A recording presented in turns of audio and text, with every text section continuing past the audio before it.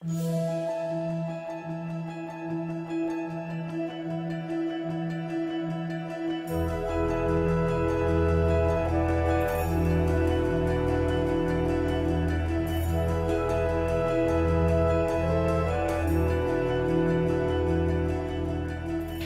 il y a une révolution qui est en train de s'opérer aux États-Unis. Cette révolution-là est menée par une association de cardiologues extrêmement influente dans le monde, l'American Heart Association,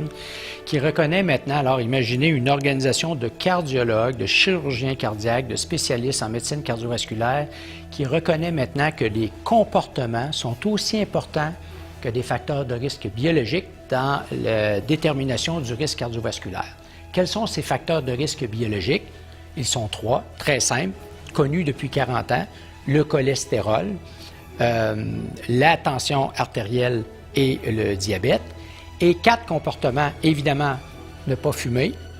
une alimentation de bonne qualité, qualité nutritionnelle globale, avoir un poids, ne pas être justement en surpoids ou obèse, et l'activité physique, 150 minutes d'activité physique modérée par semaine.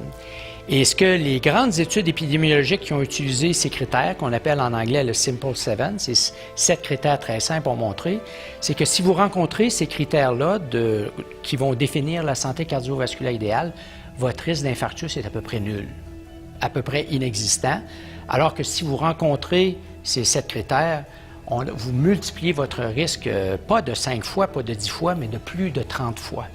Et ces indicateurs-là, donc très, très simples, qui vont définir la santé cardiovasculaire idéale, sont aussi valides en Chine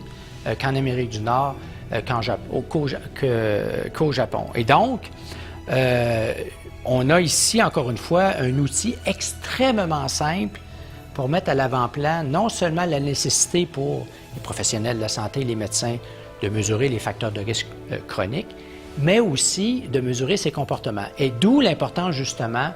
pour la Chaire internationale sur le risque cardio-métabolique, de s'associer à des structures, des organisations comme ELA en Europe, la branche française de ELA, pour souligner justement l'importance de mesurer et de cibler ces comportements au-delà des facteurs de risque biologiques